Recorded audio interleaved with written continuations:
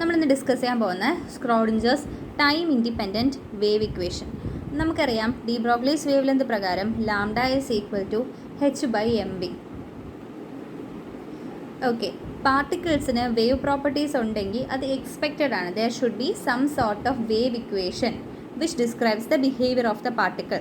പാർട്ടിക്കിളിന് wave nature ഉണ്ടെങ്കിൽ അത് expected ആണ് അല്ലേ. എന്ത് ചെയ്യും, പാർട്ടിക്കിളിന് ഒരു വേവ് ഇക്വേഷൻ ഉണ്ടായിരിക്കും which describe the behaviour of the wave particle. Okay, positive direction of X ആക്സിസിൽ ഒരു വേവ് പോകുന്നു. ഒരു wave positive direction of X axis, നമ്മളിത് കൺസിഡർ ചെയ്യണേ. ഒരു വേവ് ഇങ്ങനെ പോവുകയാണ് with velocity V P. That is called phase velocity. നമുക്കറിയാം അതിൻ്റെ ക്ലാസിക്കൽ ഇക്വേഷൻ എങ്ങനെ വരും. Doe square wave function psi by doe T square is equal to V square P which is the velocity doe square psi by doe X square. Okay, അപ്പം psi ആണ് wave displacement at any time T and V P is the wave velocity or phase velocity. 3 dimensional equation എങ്ങനെ മാറും നോക്കണം. Doe square psi by doe T square is equal to V square P into doe square psi by doe X square.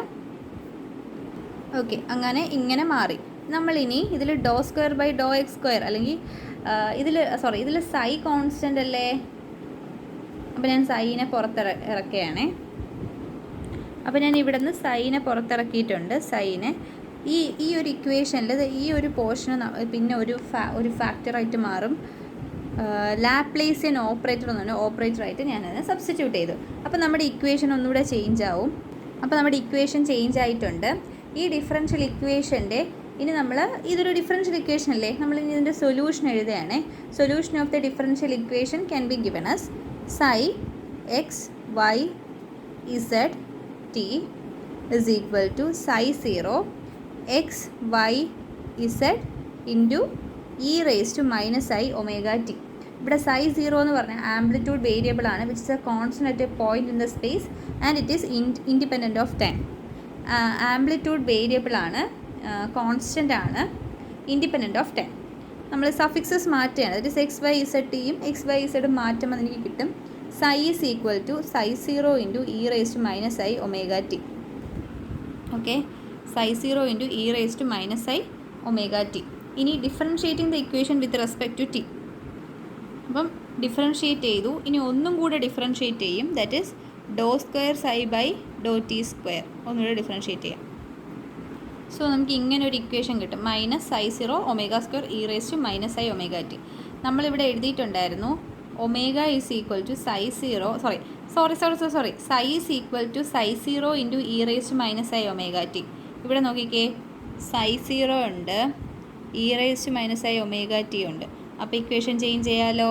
ഇവിടെ ദാ doe square psi by doe T square ഉണ്ട്, അതെവിടെ എഴുതണം. Doe square psi by doe T square changes to minus psi omega square. ഇവിടെ ഒരു minus കിടക്കുന്നു.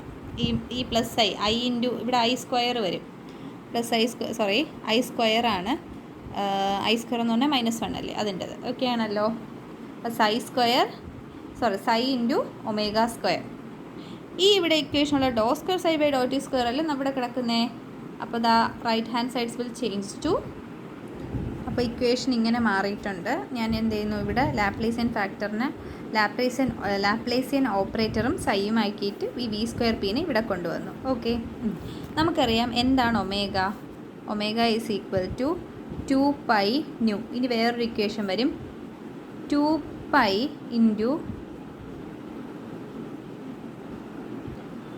Into V P by lambda since V P is equal to